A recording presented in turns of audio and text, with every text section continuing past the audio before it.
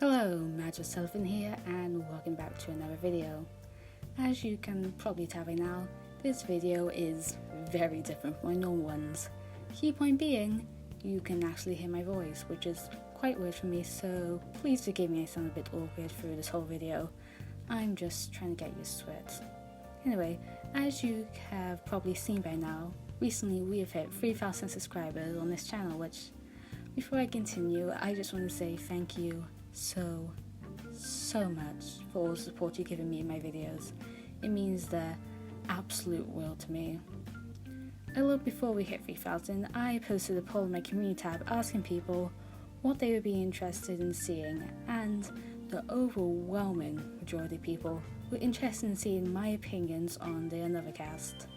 Now, before we go any further, I feel like I have to say this beforehand. These are, of course, just my personal opinions, and are very likely to vary from your own, so please don't feel personally offended if I place your character low on my list and you have them on yours.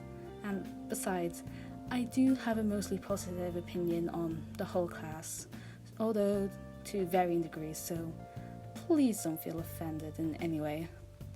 Also, I feel like I just... Why are we still here? Just to suffer? Should define what each tier on my list means to me, so people have a better idea of how I'm ranking each character. For me, a C is the first positive rank on my list, with my feelings being positive, but mostly neutral. It's not that the character is bad as anyway, not at all, it's just that I don't get the strongest feelings or reactions out of them. A B is a solid liking, not a complete love for a character, but still really liking them. They're a solid character and I enjoy their role in the story, although there are things I can complain about them. An A is a complete love for a character, just really enjoying almost everything about their character and their role in the story, with only having a few nitpicks then and there. An S is practically perfect. There is basically nothing I complain about this character. I adore them from head to toe, from their character to their design to their role in the story, just pretty much everything. Now, with all of that out of the way, let's get started. I think I'm going to start off with the first game, and why not just start off with our very first victim of the series, Yoko. Now, I like Yoko quite a lot, even though we had her for a short amount of time. She had a really likeable attitude and personality, which led to some really entertaining back and forth between the characters she interacted with. I also liked her free time events quite a lot, how she just didn't really care about her talent and just wanted to live her life as a normal girl. I don't really have much to talk about her, seeing as she didn't last so long, which I think was a shame because she was really likeable, and Linju did seem to have the same opinion, seeing as he did try to add more of her throughout the game, which apparently led to some people thinking she would turn out to be the mastermind, which we know didn't turn out to be the case, but I'm gonna put her in B. She was just a really likeable character for the short time we had her alive. Wish we could have gotten more of her, but sadly it just seems to be one of the cases where it's chapter 1 and someone had to die, and sadly she pulled a short straw. Alright then, I think I'm going to continue going on in the death order of the game, which means next up is Mitch. I'm going to be honest here, his placement is probably just based on how much I enjoy to shit on him, really. It's not that he's bad in any way, but I just get most enjoyment out of him when I'm memeing on him. I'm mostly neutral on him, but I must admit all the jokes I've made have given me a slightly positive connection to him, although that scene with Kane gives me great pause. And I think it gave everyone a great amount of pause and caused a lot of people not liking for a good reason, because that scene was quite uncomfortable. I think he was a fine enough killer for the first trial, and I was interested in his execution. I'm gonna put him in C. He's a fine enough character, just not one I completely care for, but I do still have a slightly positive view of him for all the jokes I've made on him and other people have made on him. Now we've got Kasuna, who, to my surprise, ended up being a character that I like quite a lot. I thought she was really solid and I really liked the way her character went. Both her design and her story role were really strong. I really enjoyed seeing her first being comforted by Kane, then taking that hope that she'd gone from Akane to plan a murder scheme for both her and Akane to escape. And as soon as Akane made it clear that she didn't want any part of it, her then turning on her with a desperate desire to survive and get out of there. I don't really have much to say about her, so I'm just gonna go ahead and put her in B. She was just a really solid character that I enjoyed for the short time that we had her. Now we got Ayame. Ayame. Dear God, the comment section is going to come at me for my pronunciation. You know what? The comment section is going to come at me for my pronunciation for this whole video, because I can't speak. Anyway, let's just move on with this. Ayame is definitely a character that grew on me over time. I was originally neutral on her, but I've definitely grown to appreciate her more. I like her more relaxed attitude compared to some of the other characters in this cast, and I can completely feel her about how awkward she gets in social situations. I also really like her relationship with Kane. It was just really sweet, and the fact that she went out of her way to kill Kasuna so Kane wouldn't get executed, you could really feel how heartbroken Kane was because of the whole situation. So, all that being said, I'm not sure if I should put her in B or C, because I feel like she's pretty much in the middle of it. You know what? I'm going to put her in B. She deserves it. Next up, we have Kanata. I like her. She's a really sweet character and I really like her character design, although it was very clear from the start that she was just death fodder. Although on the topic of death, her body discovery announcement was probably my favourite out of the first game because goddamn, that thing was brutal. I don't really have much to say other than that. I do like her, but I must admit I am kind of neutral on her, so I'm going to put her in C. She's a very sweet character, but she doesn't get too much of a reaction out of me. Next up is Kakuru, another character that I like, but I'm mostly neutral on. He is a sweet character, I just don't have much to say about him.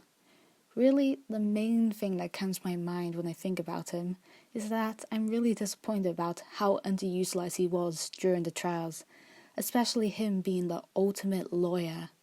I feel like he should have had more of a presence and more lead in the trials than he actually did. Although it was nice to see a buff character break out of the Chapter 4 curse, even though he ended up dying earlier. But anyway, I'm also going to put him in Tier C. He's a nice character, just didn't get too much of a reaction out of me. Like I said before, this is what happens when you become a filthy phoenix, right, Kinney? Alright, now we got Kenji, who I loved quite a lot. I both really liked his design and his more calming demeanour, and I am so happy he turned out to be a good third killer. As fans of the series know, the canon Danganronpa games suffer from a big case of third case syndrome. I don't know why, but the canon games just don't seem to be able to produce a good third trial that saved their lives. Their best one was with the first game, and unfortunately, the quality has just gone downhill since then. Luckily for us, Linju saw that third trial syndrome, took it out into a back alley, and beat it to death. Because with his games, the third trials are actually really enjoyable, and it actually gives us really interesting third killers. With Kinji being, very clearly being a very sympathetic one compared to what we normally get, seen as he actually has an understandable motive. I feel like with a religious character, it could have been really easy to turn Kinji into this overly zealous religious character that's killing someone in the case of, I don't know, they sinned, or for the greater good, or some other religious bullshit like that. But He actually has a really sympathetic motive with him wanting to save the orphans that Monokuma has kidnapped, and it was just really sad when all of that was over, and despite him being executed, he thought, at least I saved all those kids. Monokuma was like, huh? Nope, they're all dead. Linju really did not mess around with that first game. There was a lot of fucked up shit that the canon games would never be able to get away with. Speaking of his execution, it was probably my favourite out of the first game. I liked it quite a lot. With all that being said, I'm going to put Kenji solidly in A tier. I really liked him a lot, and I'm really happy to now to be a good third killer. Now on to Haruhiko, whose character I kinda have a slight bias on, seeing as in recent years I've slowly begun to realise that ever since I was younger, I've had a slight bias towards a certain character type, with me having a strong fondness for himpos. Oh. Oh dear God, why? But yeah, as you can guess, I really liked Haruhiko. He was just really enjoyable for me to watch. Just watching him being his dumbass self. It was just wonderful to see. Other than that, I really liked his design, and I love his relationship with Satsuki and Toruuji. The three of them just have a really good group dynamic, and I really enjoyed watching them together whenever they were on screen. Also, his death was probably one of the more emotional deaths for me during the first game, especially when you learn about his relationship with Satsuki before the killing game. With all that being said, I'm going to be putting him solidly in Tier B. He was a really enjoyable character, and I loved watching him. Next up, we have Satsuki, who I don't really have much to say about. I know that she's a really big fan favourite, and I can definitely understand why. Sadly, I am just mostly neutral on her, although I do like her, don't get me wrong.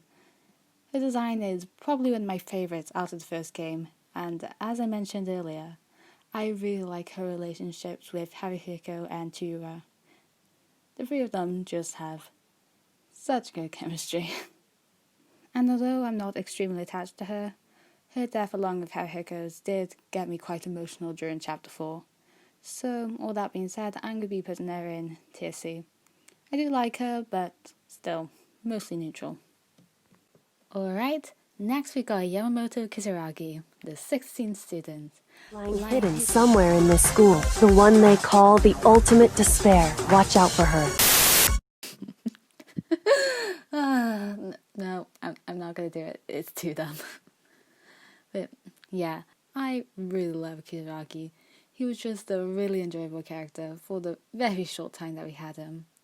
He was just really lovable right from the start, from his design to his personality. The man just came in at the end of Chapter 4 when Niku Niku ni and then suffered the consequences. Yeah, I really liked his relationship with both Makoko and Shirugi. They're both really sweet in their own ways. So, yeah, I think that's it. If it's not, I'll probably put extra stuff in, but I'm gonna put Kisaragi in Tier A. I just really liked him a lot. He was really enjoyable. Now we've got someone who's by far my favourite character out of the first game, Makoko. I loved basically everything about her, from her design to her personality. She was a character that I really wish survived the whole game.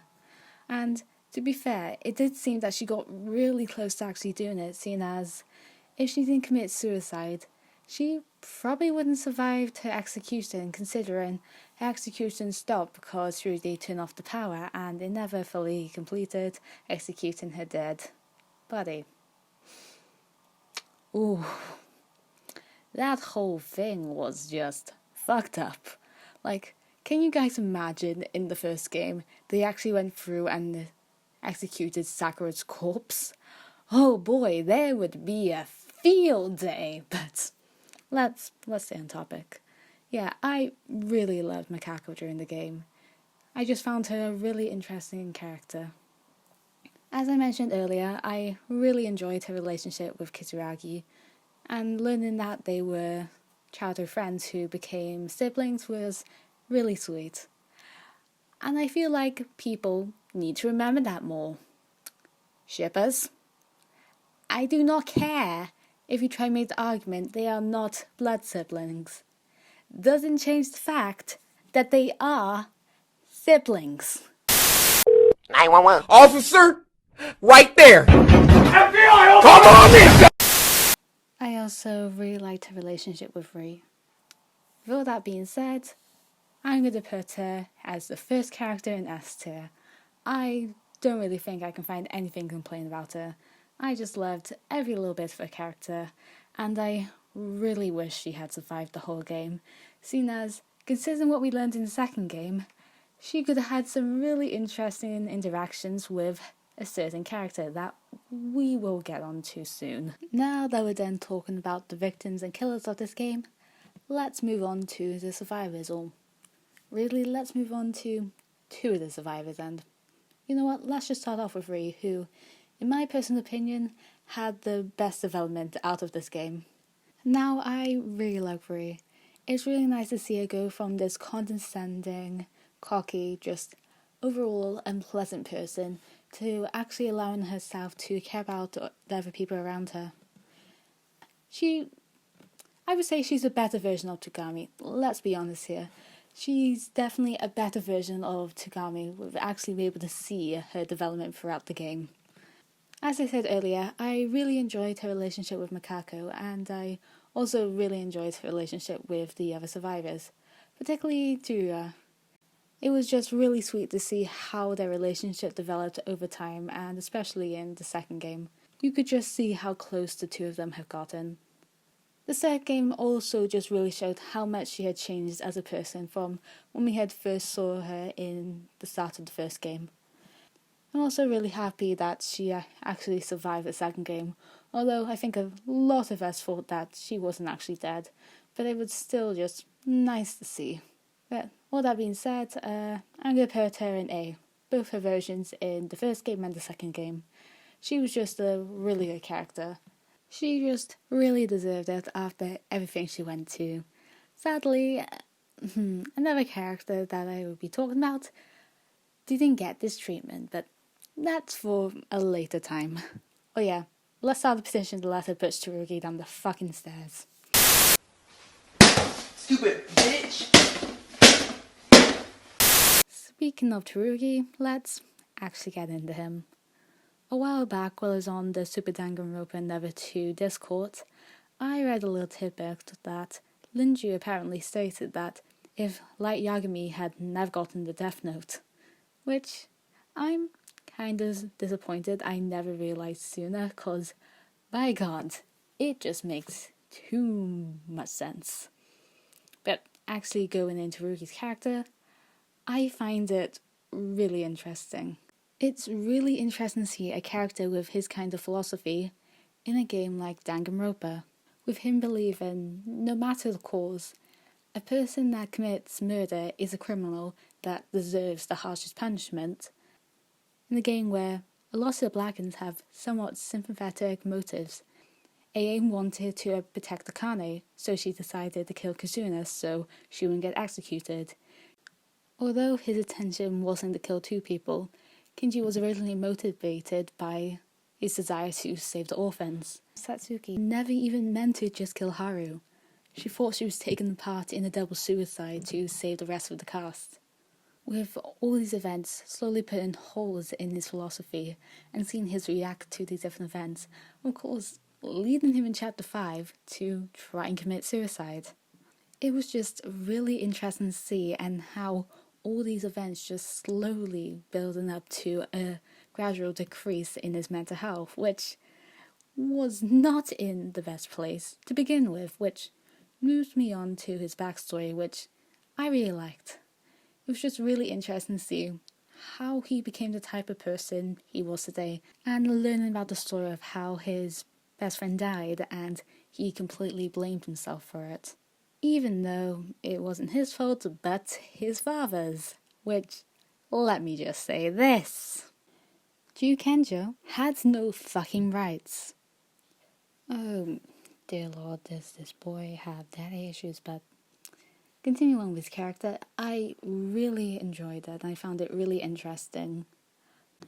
But I must go on to the second game and admit I am very salty at him in this game. Don't get me wrong, he's still a really well written character and I find him interesting, but his actions, and as I assume with a lot of people, rubbed me the wrong way, especially how he treated Ri and Teira, sending them into what was basically a death trap, not telling them about the third hidden spy, and almost got Ri killed and actually got Teira killed. And the way he reacted with Teira's death, oh boy, oh yeah, I am never gonna be happy about that. I will always be salty about that. But that's all being said and done. I'm gonna put Toruuji in A tier. You know what? I'm gonna be putting Toruuji from the first game in A tier. Second game Toruuji can go settle down all the way down in D. Yeah, that seems suitable. But yeah, all that being said, he's a really interesting character, even though I am quite salty about certain actions. ACAB, baby! Next character on our list is Kane, our traitor and first mastermind of this game. Now, I like Kane quite a lot. I thought that she was a really solid character that I'm disappointed that quite a few people seem to look over by just casting her as this horny maid character that's all over SDRA2, seen as that is doing a character a huge disservice in my opinion. Well, let's first start off with the twist on her actually being an accomplice to the mastermind. I really liked it, but I must admit I do have a slight bias towards it, seeing as I've always really loved the idea of the main support character or the supposed love interest for the protagonist becoming the mastermind in the Danganronpa game. I thought the idea could always be really interesting and could definitely pull on a lot of heartstrings and can lead to a hell a lot of angst in the 6th chapter. But all that being said, I thought that she was a really good accomplice to the mastermind. I also really liked her backstory in Freedom Events. It really gave you a good understanding of why she's so addicted to Zero and why she would go so far for him. And it was also just really sad in general, just hearing all the terrible stuff that she went through during her childhood. As I mentioned earlier, I really loved her relationship with AIM. It was just a really sweet friendship that I wish we saw a little bit more of, but hey, what can you do? I also liked her relationship with Zero. I feel like there could have been a little bit more to it, but for what it was, I liked it quite a lot. It was also really nice to see her somewhat redeem herself in the final moments of the chapter 6, with her sacrificing herself to save Ri. With all that being said, I'm going to put her in B. Just a really solid character that I wish more people would properly appreciate. Now on to our final 2 characters of the first game. I was originally going to do these 2 characters separately, but when I tried to, it just felt off to talk about these 2 separately, considering about how tightly knit they are.